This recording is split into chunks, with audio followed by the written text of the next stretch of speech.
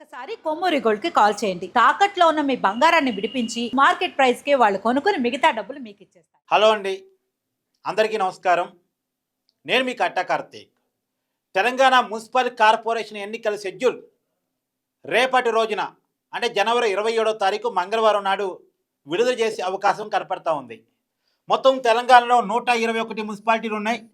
దాంట్లో 116 మున్సిపాలిటీలకి ఎన్నికలు జరగబోతూ ఉన్నాయి. అలాగే 7 కార్పొరేషన్స్కి ఎన్నికలు జరగబోతూ ఉన్నాయి.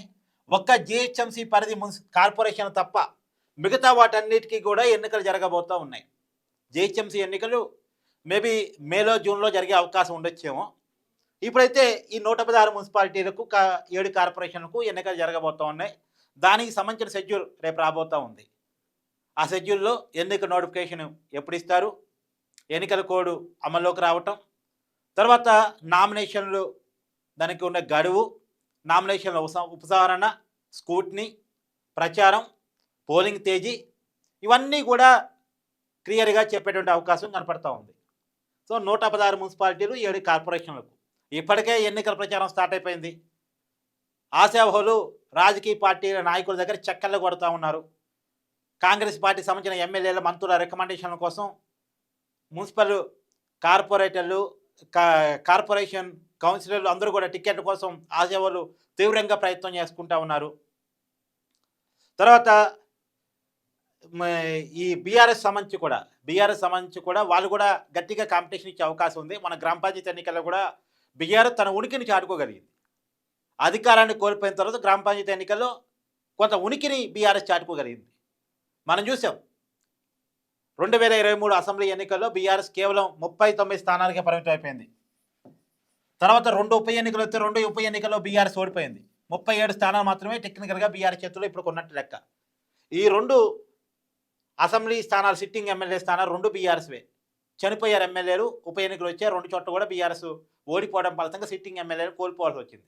సరే, ఈ 37 మందిలో కూడా కొంతమంది పార్టీలు మారారు. తర్వాత పార్లమెంట్ ఎన్నికలు వస్తే పార్లమెంట్ ఎన్నికల్లో కూడా బీఆర్ఎస్ చెతకల పడింది. కనీసం ఒక్క ఎంపీ సీటు కూడా బీఆర్ఎస్ పార్టీ తెలంగాణలో గెలుచుకోలేకపోయింది.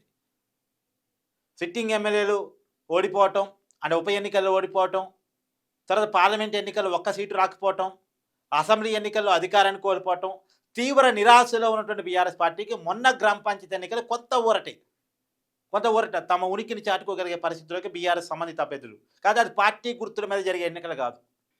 కాబట్టి ఇన్ని స్థానాలు వచ్చాయని కరాఖండిగా చెప్పుకునే పరిస్థితిలో బీఆర్ఎస్ ఉంది. కాదు, ఇప్పుడు మున్సిపాలిటీలో, కార్పొరేషన్స్లో తన ఉనికిని చాటుకోవాలి. ఇది పార్టీ గుర్తుల మీద జరిగే ఎన్నికలు. అందులో అర్బన్ ప్రాంతాల్లో బీఆర్ఎస్ పార్టీకి కొంత పట్టుంది అని అనుకుంటున్న పరిస్థితుల్లో ఇప్పుడు ఎట్టి పరిస్థితుల్లో ఈ మున్సిపల్ కార్పొరేషన్ ఎన్నికల్లో తమ పట్టును చూపించుకోవాలి, తమ ఉనికిని చాటుకోవాలని బీఆర్ఎస్ పార్టీ తీవ్రంగా ప్రయత్నం చేస్తూ ఉంది. సహజంగా అధికారం కాంగ్రెస్ చేతిలో ఉంది కాబట్టి, అధికారం పార్టీకి కొన్ని అడ్వాంటేజ్లు ఉంటాయి కాబట్టి ఆ అడ్వాంటేజ్లన్నీ తీసుకొని ఖచ్చితంగా మున్సిపాలిటీలు, కార్పొరేషన్ అన్నీ కూడా గెలవాలని కాంగ్రెస్ కూడా తీవ్రంగా ప్రయత్నం చేస్తుంది. ఖమ్మం, నల్గొండ జిల్లాలో, వరంగల్ జిల్లా ఇది కొంత కాంగ్రెస్ పార్టీకి అడ్వాంటేజ్ ఉండేటువంటి జిల్లాలు. కరీంనగర్ కొద్దిగా అటు ఇటుగా ఉంటుంది. నిజామాబాదు, ఆదిలాబాదులోనేమో బీజేపీ ప్రభావం గట్టిగా ఉంటుంది. నిజామాబాద్లో కూడా బీజేపీ, కాంగ్రెసు, బీఆర్ఎస్ ఈ 3 పార్టీల మధ్య పోటీ ఉండేటువంటి అవకాశం ఉంటుంది. మెదక్ జిల్లాలో బీఆర్ఎస్ పర్ఫార్మెన్స్ మొన్న గ్రామ పంచాయతీ ఎన్నికల్లో కూడా బాగుంది. సో మెదక్ జిల్లాలో మళ్ళీ బీఆర్ఎస్ తన సత్తాన్ని చాటేటువంటి అవకాశం ఉంది. అంటే ఉమ్మడి జిల్లాల వారీగా చెప్తున్నాను. రంగారెడ్డి జిల్లాలో కూడా BRS versus Congress tug of వార్గా ఉండేటువంటి అవకాశం ఉంది. సో మెదకు, రంగారెడ్డి, కొంత కరీంనగర్ బీఆర్ఎస్ తన ప్రభావాన్ని చాటుకోగలదు. నిజామాబాద్, ఆదిలాబాద్ ఏమో ట్రయాంగిల్ ఫైట్ ఉంటుంది, బీజేపీ కూడా కొంత ఫైట్ ఇస్తుంది. వరంగల్, ఖమ్మం, నల్గొండలో కాంగ్రెస్ ఈజీగానే కొంత గెలవడానికి అవకాశం ఉంది.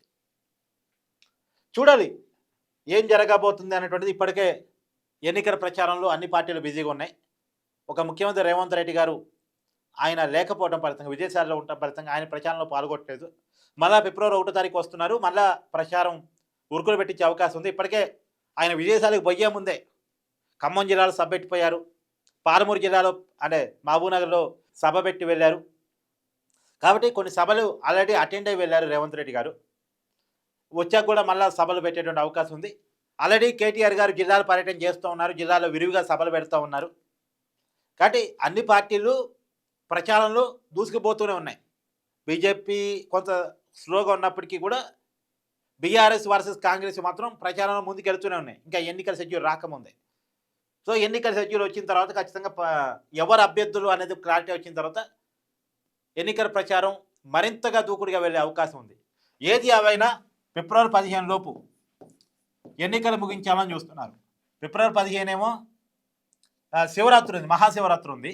ఫిబ్రవరి 16 ఏమో రంజాన్ మాసం స్టార్ట్ అవ్వబోతోంది. కాబట్టి ఫిబ్రవరి 15 లోపు ఎన్నికలు ముగించాలని చెప్పేసి కాంగ్రెస్ ప్రభుత్వం అనుకుంటా ఉంది. చూడాలి ఏ మేరకు రేపు ఎన్నికల షెడ్యూల్ రిలీజ్ చేస్తారు, దాంట్లో డేట్స్ ఎలా ఉంటాయి ఏంటి అనేది చూడాల్సిన పరిస్థితి కనపడుతూ ఉంది. మున్సిపల్ కార్పొరేషన్ ఎన్నికల తర్వాత ఎంపీటీసీ జడ్పీటీసీ ఎన్నికలు ఉంటాయి. మరి ఎంపీటీసీ జడ్పీటీసీ ఎన్నికలకు సంబంధించి అవి మేలో ఉంటాయి, ఎందుకంటే మధ్యలో పిల్లలకి ఎగ్జామ్స్ ఉంటాయి కాబట్టి మేలో ఉంటాయా? అవి మేలో ఉండేటట్టయితే జిహెచ్ఎంసీ ఎన్నికలు ఇంకొద్దిగా జూన్ జూలై వరకు కూడా వెళ్ళే అవకాశం ఉండొచ్చు. చూడాలి. ఇప్పుడైతే ఎన్నికల వాతావరణం నడుస్తుంది, స్థానిక ఎన్నికల హడావుడి తెలంగాణలో. Thank you.